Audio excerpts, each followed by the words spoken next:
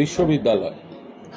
যাদবপুর বিশ্ববিদ্যালয়ে একদিকে যেমন বাম অতিবামরা একটা কুৎসা, হিংসা, অ্যানার্কি এই রাজনীতি করছে, পাশাপাশি বিজেপিও একটা তাদের মতো করে একটা অন্য রাজনীতি করছে।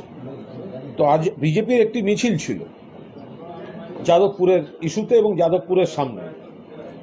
এবার আমাদের অভিযোগ আসছে, যাদবপুরের যারা স্থানীয় মানুষ, যাদবপুর এলাকার যারা বাসিন্দা, যারা তৃণমূল সমর্থক এবং নন্দীগ্রামের যারা তৃণমূল কংগ্রেসের আমাদের সংগঠনের যারা আছেন, নন্দীগ্রামে আমাদের ব্লক সভাপতি নন্দীগ্রাম 1-এর বাপ্পাদিত্য, তার সঙ্গেও কথা হয়েছে, তারা অভিযোগ করছেন যে বিরোধী দলনেতা এই নন্দীগ্রাম থেকে বাস এনে নন্দীগ্রামের একাধিক বাস এনে যাদবপুরে মিছিল করেছে, নন্দীগ্রাম থেকে লোক এনে যাদবপুরে মিছিল করেছে। এগুলো কি? নন্দীগ্রাম থেকে লোক এনে চারটি নাকি বাস আনা হয়েছে। নন্দীগ্রামের সংগঠন আমাদের জানাচ্ছে কিছু লোককে ভালো খাওয়াবো, কলকাতা ঘোরাবো এই বলে যাদবপুরে নিয়ে এসে রাস্তায় হাঁটানো হয়েছে।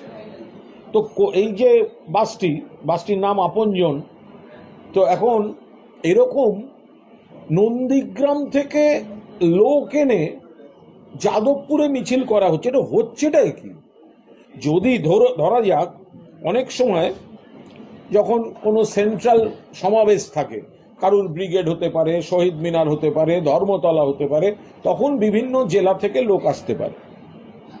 কিন্তু যাদবপুর ইস্যুতে তো সেখানকার লোকেরা থাকবেন, সেই এলাকার লোকেরা থাকবেন, তার চারপাশের লোকেরা থাকবেন, সেখানে নন্দীগ্রাম থেকে লোক আনতে হচ্ছে। কারণ বিজেপির বা নন্দীগ্রাম বা ওই আসার পথে রাস্তা থেকে লোক তুলে চলো কলকাতা বেড়াতে যাবে, এই লোককে 4 জন উঠছে কলকাতা বেড়াতে যাবে, দুপুরে বিরিয়ানি, এই বলে লোক তুলে নিয়ে গিয়ে যাদবপুরে হাঁটানোর কি মানে আছে? তো ফলে আমরা বলছি যে একাধিক অশুভ শক্তি এগুলো নিয়ে ফায়দা লুটতে নেমেছে। মানুষের সামনে এটা ক্রমশ ধরা পড়ে যাচ্ছে।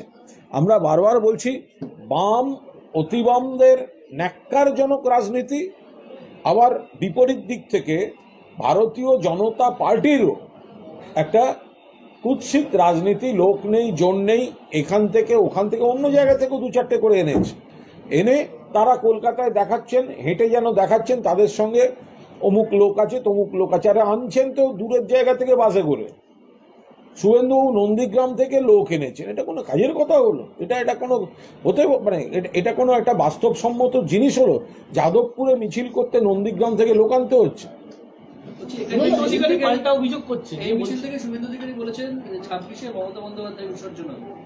দেখুন, 2026 সালে নিশ্চিতভাবে বিপুল সংখ্যাগরিষ্ঠতা নিয়ে তৃণমূল কংগ্রেসের সরকার চতুর্থবারের জন্য ক্ষমতায় আসবে এবং মমতা বন্দ্যোপাধ্যায় চতুর্থবারের জন্য বাংলার মুখ্যমন্ত্রী নির্বাচিত হবেন। বিজেপির এবং অন্যান্য দলগুলির কোনো ভবিষ্যৎ নেই। তারা শুধুমাত্র তাদের কর্মী সমর্থকদের একটু মনোবল তো ক্রমশ ভেঙে যাচ্ছে চাঙ্গা করার জন্য একদম রুটিন মাফিক এই ধরনের কথাগুলো বলছেন। যেগুলো বলছেন সেগুলো তারাও বিশ্বাস করেন না। যাদের যাদবপুরে প্রিন্স আনোয়ার শাহ রোডের কাছে মিছিল করতে গেলে নন্দীগ্রামের আপনজন বাস বোঝাই লোক আনতে হয়, আরো 3টে লোক নন্দীগ্রাম থেকে আনতে হয়, তো তারা কি সরকার গড়ার কথা আসছে কোথার থেকে? শুভেন্দু অধিকারী একই সঙ্গে বলছেন যে যাদবপুর হচ্ছে পুরো মাকু সেফুরের সেটিং এর জায়গা। তৃণমূল এবং সিপিএম মিলেমিশে তারা এই সেটিং করেছে এবং ওটা ঘটনা ঘটাচ্ছে। এই সমস্ত কিছুর জন্য জনজাগরণ দরকার। দেখুন, যাদবপুরে বাম এবং উগ্র বামেরা, যাদবপুর বিশ্ববিদ্যালয় নিঃসন্দেহে একটি গর্বের বিশ্ববিদ্যালয় এবং মেধা সম্পদ, মেধা শক্তির জায়গা। এটা নিয়ে কোনো তর্ক বিতর্কের কোনো অবকাশ নেই।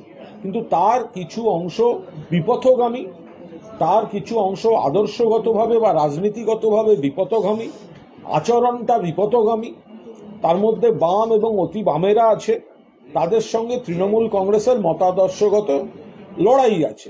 তো ফলে এই ধরনের অবান্তর অভিযোগ। আর এই সেটিং এর কথা যদি হয় তাহলে বাবুল সুপ্রিয়কে যখন বাবুল তখন বিজেপিতে ছিলেন, তো বিজেপিকে যখন আক্রমণ করেছিল এই এই যাদবপুরের ওই অংশটা, তাহলে তখন কি, অবশ্য শুভেন্দুবাবু তখন অতটা বলতে পারবেন না, তো এখন তাহলে তখন কি বিজেপি আর নকশালদের সেটিং হয়েছিল? হিন্দু ভোট কাটতে সিপিএম কে নামিয়েছে তৃণমূল, শুভেন্দু অধিকারী অভিযোগ করছে। হাস্যকর কথাবার্তা। শুভেন্দুবাবু ভোটটাকে অন্যভাবে অপব্যাখ্যা করছেন। বিজেপির যেটুকু ভোট বেড়ে আছে, বিজেপির এই রাজ্যে যেটুকু ভোট বেড়ে আছে, যে কটি আসন বেড়েছে, সেটা কিন্তু বামেদের ভোট থেকেই বেড়েছে। 21 সাল ধরুন, তারপর আপনারা দেখুন কমছে। 24 সালেও বিজেপির এমপি কমে গেছে লোকসভায়, কিন্তু বিজেপির যে ভোট ওটা বেসিক্যালি বাম ভোট। বিজেপি সিপিএম এর যত পার্সেন্ট রক্তক্ষরণ হয়েছে, বিজেপির অভ্যন্তরীণ ততটা পার্সেন্টেজ খানিকটা বেড়েছে। তো ফলে শুভেন্দুবাবুর বিজেপিটা তো দাঁড়িয়েই আছে সিপিএম এর ভোট ব্যাংকের উপর, তো ফলে তারা অন্য কথা বলছেন কি করে? আর সিপিএম তো কমতে কমতে গিয়ে ওই 2-3% এসে দাঁড়িয়েছে, আর বাকিটা তো বিজেপির ভোট ব্যাংকে আছে। সিপিএম যদি নিজেদের ভোট ব্যাংকটা ধরে রাখতে পারে তাহলে তো বিজেপিটাই থাকবে না। তাহলে এই অপব্যাখ্যার মানে কি? যেটুকু দাঁড়িয়ে আছে বিজেপি, সেটা তো সিপিএম এর ভোট ব্যাংকে দাঁড়িয়ে আছে।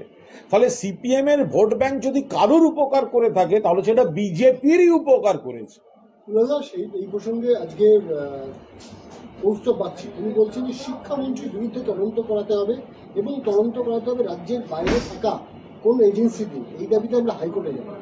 আরে এই কথায় কথায় হাইকোর্ট, কথায় কথায় হাইকোর্ট, তো কদিন আগে তো আরজি করে সিবিআই চাই বলে গেছিল, তো সিবিআই তো এসে দেখিয়ে দিয়েছে যে ধর্ষণ এবং খুনে সঞ্জয় রায় যাকে কলকাতা পুলিশ গ্রেফতার করেছিল তাতেই মান্যতা দিয়েছে।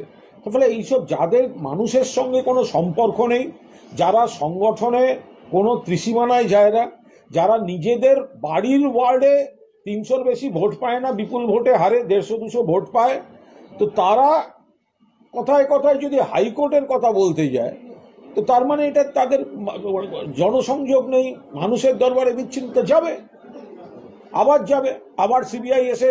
আমাদের পার্টি এক এবং ঐক্যবদ্ধ একটি পরিবার, সেখানে এত বড় জিনিসের মধ্যে বাড়িতেও কোথাও কোথাও কারুর না কারুর সঙ্গে হয়তো সাময়িক কোনো মতপার্থক্য হতে পারে, ক্লাবে হয়, অফিসে হয়, পাড়ায় হয়, ফলে এগুলো কোনো বিষয় না। তৃণমূল কংগ্রেস মোটের উপর একটি ঐক্যবদ্ধ আন্তরিক পরিবার।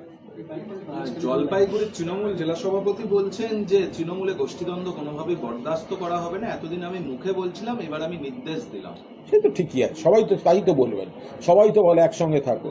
দেখবেন অনেক মানে পুরোনো দিনের জিজ্ঞাসা করবেন, বাড়ির বড়রাও ভাই বোনেদের ডেকে বলে সবাই মিলেমিশে থাকি, সে তো ভালো কথা। এই তো যৌথ পরিবারে তো এইভাবেই হয়, তো সেই পরামর্শ দেবে, সেই নির্দেশ দেবে, তো ভালো। অভয়া কাণ্ডের 7 মাস পূর্ণ হলেও গতকালও অভয়ের মা বাবা বলেছে প্রধানমন্ত্রীর সঙ্গে দেখা করতে চাই। এর আগেও তারা রাষ্ট্রপতি, প্রধানমন্ত্রী, অমিত শাহ প্রত্যেকের সঙ্গে দেখা করতে চেয়েছেন, কিন্তু কারো দেখা পাননি। তাদের আজও প্রশ্ন যে নাগরিক নিরাপত্তা নিয়ে প্রশ্ন তুলছেন এবং এই নিয়ে শহরে একাধিক মিছিল হচ্ছে। রানু ছায়া মঞ্চে সেখানে একত্রিত হবে এবং সেই মিছিলের মধ্যে একটিতে রবীন্দ্র এবং মোহাম্মদ সেলিমরাও রয়েছে। আর আরজিকর হাসপাতালে কনভেনশন হচ্ছে, কি বলবেন সব নিয়ে? কিছুই বলবো না, কিছু শকুনে রাজনীতি করছে, আর অভয়ার বাবা মা বিভ্রান্ত হয়ে সেখানে প্রচারের জন্য গিয়ে হাজির হচ্ছে। ওনারাই কলকাতা পুলিশের উপর আস্থা না রেখে সিবিআই চাইতে গেছিলেন, ওনারাই সিবিআই ডেকে এনেছেন, ওনারাই বলছেন সিবিআইতে সন্তুষ্ট নই, ওনারাই এই বাম অতিবাম তৃণমূল বিরোধীদের হাতে বিভ্রান্ত হয়ে নানা রকম কাজ করছেন। ওনারা দিল্লিতে গেছিলেন, তো কেন কেউ রাষ্ট্রপতির কাছে নিয়ে গেল না? নিয়ে গেল না কেউ রাষ্ট্রপতির কাছে? প্রধানমন্ত্রী সময় দিলেন না? সেই ছবিটা দেখতে পেলাম না? অমিত শাহ সময় দিলেন না? বাংলা ভাষাটা বুঝুন না, যে বিজেপি শাসিত রাজ্যে এই ঘটনাগুলো, খারাপ ঘটনাগুলো অনেক বেশি ঘটে। বামফ্রন্টের সময় আরো বেশি ঘটতো। এখানে আমরা একটা ঘটনাও চাই না, কিন্তু তা নিয়ে যেভাবে রাজনীতি, অভয়ের বাবা মা দেখতে পাচ্ছেন না? আরজি করের পরেও একের পর এক ঘটনায় রাজ্য পুলিশ তদন্ত করে কোর্ট থেকে ফাঁসির আদেশ আদায় করে নিয়ে এসছে। অভয়ের বাবা মা জিজ্ঞাসা করুন না মোহাম্মদ সেলিম আর রবীন্দ্রকে, আমাদের মেয়ের ধর্ষক এবং খুনির ফাঁসি চান না লিখে রেখে দিন। সেলিম আর রবীন্দ্র বলবে ফাঁসি চাই না, তাদের সঙ্গে যাচ্ছেন। তারা রাজনীতি করছে আপনাদের নিয়ে। বিচারটা হয়েছে তদন্ত Kolkata police, CBI, trial court, supreme court, তার বাইরে কোন সিপিএম, বামতলা ধানতলা সিপিএম আপনাদের ধর্ষণের বিচার দেবে, খুনের বিচার দেবে? হয় অভয়ার বাবা মা সম্পূর্ণ বিভ্রান্তিকর অবস্থান নিচ্ছেন, সরকার বিরোধী কুৎসার তারা সেই মঞ্চে গিয়ে যাই হোক তারা ন্যায় বিচার পাবে না। ন্যায় বিচার মমতা ব্যানার্জির সরকারই দিচ্ছিল, ন্যায় বিচার কলকাতা পুলিশ গ্রেপ্তার করেছে, কলকাতা পুলিশের হাতে থাকলে ফাঁসির আদেশ আদায় করে আনতো। অপরাজিতা বিল মমতা বন্দ্যোপাধ্যায় করে এখন সেটায় সম্মতি দিচ্ছে না কেন্দ্র, ফলে তাদের কাছে যাচ্ছেন। কোন রাষ্ট্রপতির কাছে যাচ্ছেন যিনি অপরাজিতা বিলে স্বাক্ষর করছেন না, মহিলাদের ন্যায় বিচারের বিলে স্বাক্ষর করছেন না, তাদের কাছে যাচ্ছেন একটা ছবি তোলার জন্য। ন্যায় বিচারটা ফটোশুট নয়।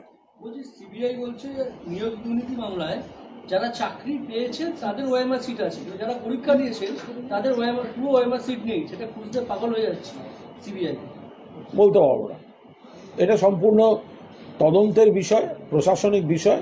এই নিয়োগ দুর্নীতি নিয়ে কোনো মন্তব্য করবো না। মমতা বন্দ্যোপাধ্যায়কে লিওনেল মেসি একটা শুভেচ্ছা বার্তা পাঠিয়েছেন আর্জেন্টিনার জার্সি, যেটাতে যা লেখা আছে বাংলা তর্জমা করলে দাঁড়ায় যে ম্যাডাম দিদিকে ভালোবাসে।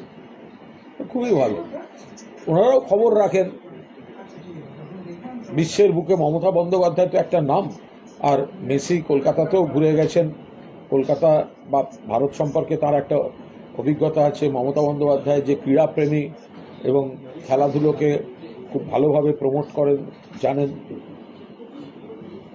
দক্ষিণ দিনাজপুরের তৃণমূলের এক কর্মীর বাড়ি থেকে প্রচুর কাপ সিরাপ উদ্ধার। আর্জেন্টিনার পর দক্ষিণ দিনাজপুর হতে পারে না।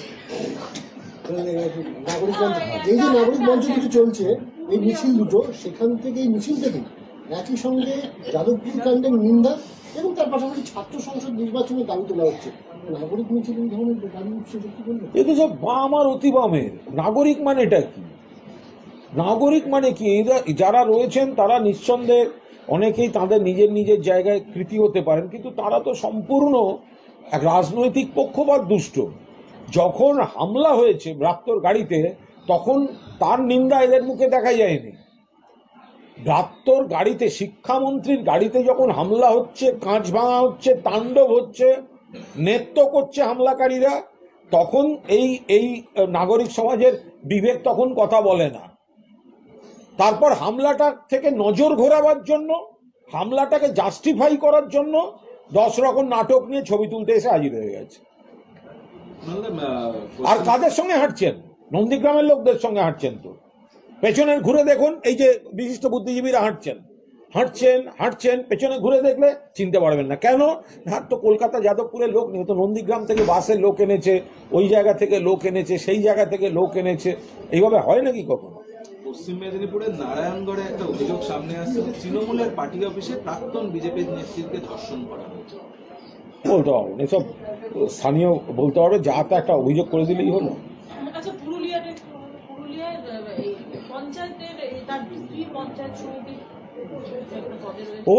ওই ভিডিওটা কেন, কি, কিসের জন্য, কিসের কি, এগুলো যতক্ষণ না সেই অভিযুক্ত যাকে টার্গেট করে এই বিষয়গুলো বক্তব্য রাখা হচ্ছে তারটা একটু শুনে, তারটা জেনে তারপর বলা যাবে। এখন সে লোকটা কিসের টাকা নিচ্ছে, ঘুষের না নিজের ব্যবসা, সে বুঝবো কি করে? একটা ভিডিওর কয়েকটা অংশ দেখে সেটা কিভাবে বুঝবো? তার সে চাকরি করে না তার ব্যবসা আছে? তার যদি ব্যবসা থাকে, সে কোনো সেই ব্যবসায় টাকা ট্রানজাকশন হচ্ছে কিনা? ঘুষ নিলে বা অন্যায়ভাবে নিলে অন্যায়, আবার যদি কেউ নিজের কোনো কাজ বৈধভাবে করে থাকেন তাহলে সেটা নিয়ে প্রশ্ন তোলা যায় না। ফলে ওটার যতক্ষণ না জানা যাচ্ছে ওটা কি, তার উপর মন্তব্য কি করে করবো? খারাপ হলে খারাপ, বিজয়গড়ে এক ক্যাব চালকের খুনের ঘটনায় 3 দিন পেরিয়ে গেল, এখনো পর্যন্ত কেউ গ্রেপ্তার হয়নি। উল্টে যিনি খুন হয়েছেন তার ভাই দাবি করছে যে যারা অভিযুক্ত তারা ফোনে হুমকি দিচ্ছে, পুলিশকে জানানো হচ্ছে। পুলিশ চেষ্টা করছে। এটা রাজনীতির কোনো বিষয় না, একদম সামাজিক ঘটনা, স্থানীয় দুর্ভাগ্যজনক ঘটনা, এবং যারা এই মৃত্যুর পেছনে রয়েছে নিশ্চিতভাবে তাদেরকে গ্রেফতার হতে হবে। পুলিশ সমস্ত রকমভাবে তাদের খোঁজ করছে, চেষ্টা করছে, এবং সেটা পুলিশ প্রশাসন দেখছে। ওকে, থ্যাংক ইউ। বলছি ওখানে আমাদের 24 ঘন্টা চলছে তো বন্ধ হয়ে গেল। রাজনীতি